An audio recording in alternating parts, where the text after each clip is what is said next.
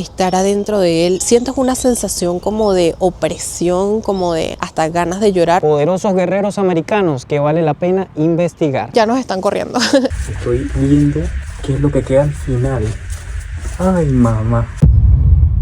Amigos, ¿cómo están? Nosotros ya ustedes saben, felices y contentos de empezar otro video. Y es que en el video de hoy nos encontramos ahora en la zona del Prado, una de las zonas de Montevideo con más historia y con muchas cositas que contarles a todos ustedes. Este lugar era el rinconcito de los ganaderos con billete, los duros de la época. Y es que en esta zona donde estamos, estos duros vivían en unas casas, que esas casas parecían las propias mansiones de telenovela. ¿Y por qué se llama el Prado? Bueno, esa palabra proviene de tierras húmedas para que los ganados coman como reyes. Capaz por eso los ganaderos dijeron, esto se va a llamar el Prado, ¿vale? Y listo, quedó bautizado con ese nombre. Vamos a caminarnos un poco este parque que tiene más de 100 hectáreas. Sí, mi amor, 100 hectáreas. Así que si nos perdemos, no se vayan a reír. Y desde el puente de Buchental, sin más preámbulo, vamos a comenzar. Un placer, como no, Jesua Italy Vlogs.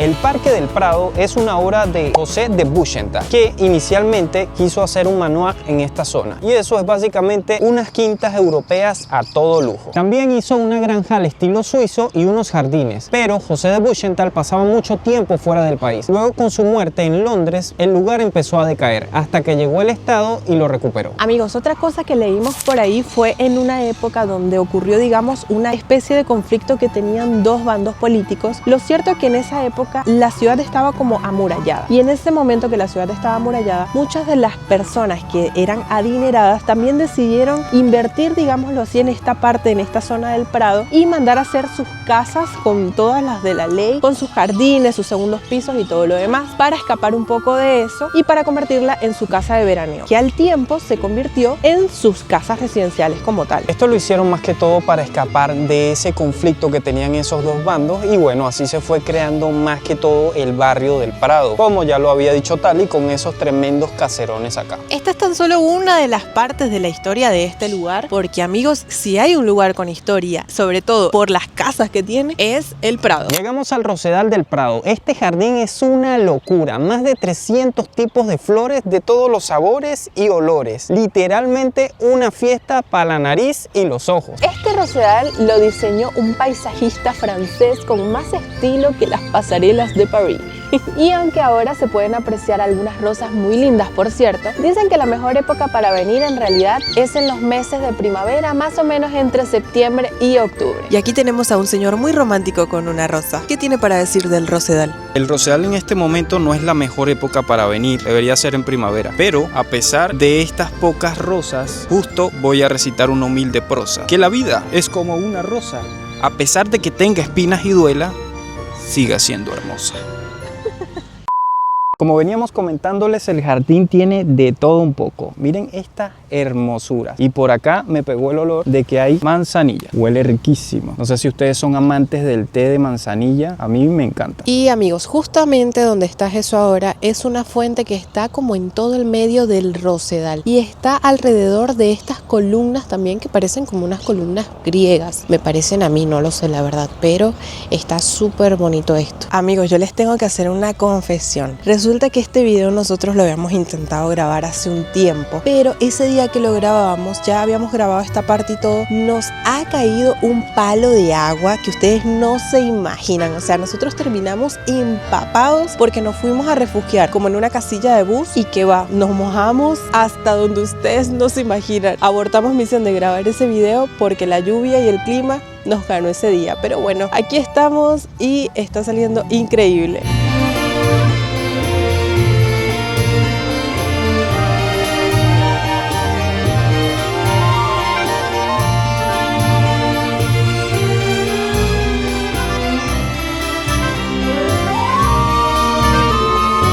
Nuestra siguiente parada fue en el Museo de la Memoria, Un museo muy interesante que refleja esa época oscura de la última dictadura uruguaya, donde las armas de unos cuantos se alzaron contra todo el pueblo en lugar de defenderlo. Este museo es un espacio para recordar una parte de la dura historia de Uruguay. Aquí se encuentran las historias de quienes sufrieron durante la dictadura y se reflexiona sobre la importancia de la libertad y los derechos humanos. Un lugar que te invita a la memoria y al respeto. Guarda cartas, fotos y objetos de personas que fueron perseguidas o estuvieron presas por pensar diferente. Hay testimonios de familiares y sobrevivientes, contando sus historias con mucho respeto y sensibilidad. También tiene murales, exposiciones de arte y documentos oficiales de la época. No solo habla del pasado, sino que también busca que la gente reflexione sobre los derechos humanos hoy en día. Este tipo de lugares ayuda a tomar conciencia de muchas cosas, a reflexionar profundamente cada detalle en la exhibición. Los malos recuerdos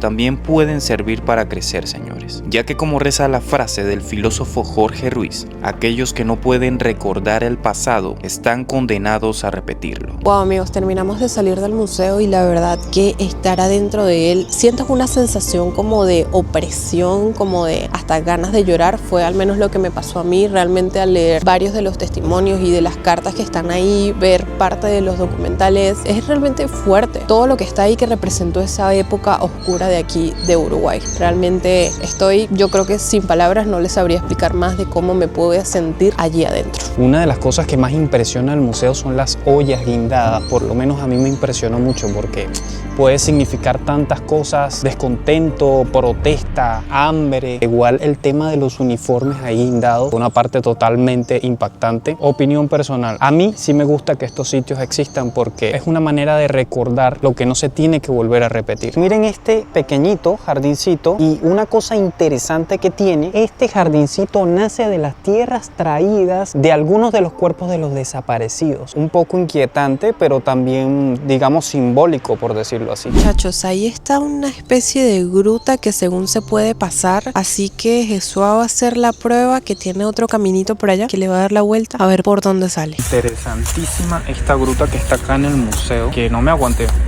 la verdad, y vamos a ver qué tal sale. Miren cómo se ve. No, se ve un poco tenebroso, pero ahí vamos. Ya me estoy metiendo ahí. A ver qué tal. Qué locura. Hay otro pasadizo hacia allá. Estoy viendo qué es lo que queda al final. Ay, mamá, hay más cosas acá. ¡Wow! Miren eso. Esto sería una estalagmita, de abajo hacia arriba, si no me equivoco. Increíble. Esto sí no me lo esperaba de un museo. La verdad, qué locura. Pero ya la voy a regresar.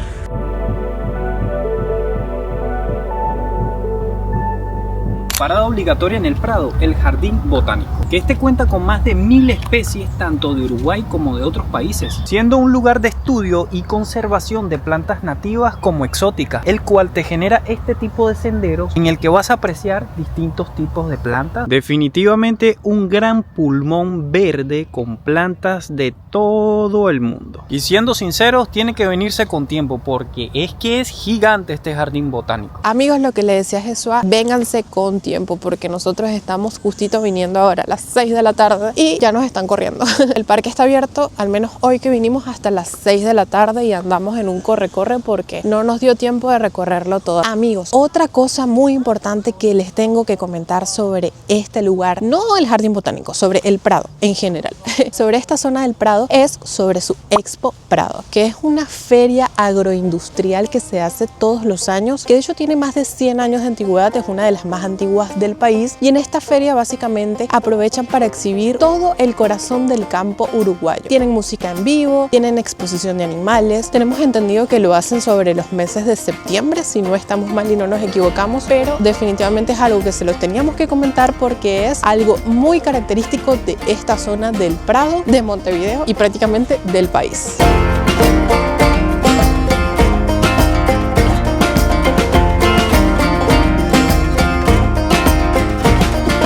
Por acá tenemos a los charrúas, que fueron los ancestros habitantes de estas tierras hace muchísimo tiempo. Según los escritos, estos señores eran muy fuertes, con una maestría para cabalgar y la fuerza que representaban los grupos a caballo y lanza. Como el guerrero charrúa Zapicán, que era el ejemplo perfecto de no ponérsela fácil a los conquistadores. Sería algo así parecido como el Silacaxin de México, o tal vez Lautaro de los mapuches, o el señor Huaycaipuro de la etnia caribe. Poderosos guerreros americanos que vale la pena investigar. Se habla que hasta las mujeres charrúas eran unas guerreras valientes. Que por cierto, un episodio histórico bastante triste de la historia de estos guerreros fue en 1831, cuando el gobierno uruguayo de ese entonces les tendió una trampa en la masacre de Sal Si Puedes. Básicamente ellos fueron invitados a una reunión de paz, pero los atacaron. Casi todos murieron y otros fueron capturados. Esta decisión se tomó por una serie de conflictos por disputas de tierras, ya que los charrúas, al ser en su mayoría nómadas, ocupaban tierras que ya estaban privatizadas, creando así un gran conflicto. ¿Cómo verían ustedes esa decisión tomada por el gobierno de la época? Espero leerlos aquí en los comentarios y así enriquecemos más el tema. Amigos, nuestro último punto del recorrido de hoy es esta majestuosa iglesia que tengo acá atrás, que se le conoce como Virgen del Carmen y Santa Teresita, pero acá popularmente la conocen como la iglesia de las Carmelitas. Y es que, amigos, es imposible andar por la zona y no sorprenderte pasando por esta iglesia con este diseño neogótico que se da la mano muy bien entre la Edad Media y la Edad Moderna. Sin duda, una estructura imponente. Y se estarán preguntando por qué Carrizo la quisimos de grabar de noche, si debería verse mejor de día. Pues para ver qué tanto se parecía con la de Notre Dame allá en París. Pero esta sería como la hija pequeña. Dicen por ahí que la belleza es subjetiva, pero todos estamos de acuerdo que esta iglesia es una de las más bonitas de Uruguay. Y quién sabe por ahí si una de las más bonitas de toda Latinoamérica. Así que un aplauso para los arquitectos y constructores que le dieron con todo en la elaboración de este templo. Algo muy curioso es que si bien vemos que la iglesia está cerrada, esta parte de acá es como parte de la iglesia y es donde se está efectuando una misa en este momento. Me pareció un poco curioso porque de repente eso sería, la iglesia grande sería como algo más emblemático para eventos capaz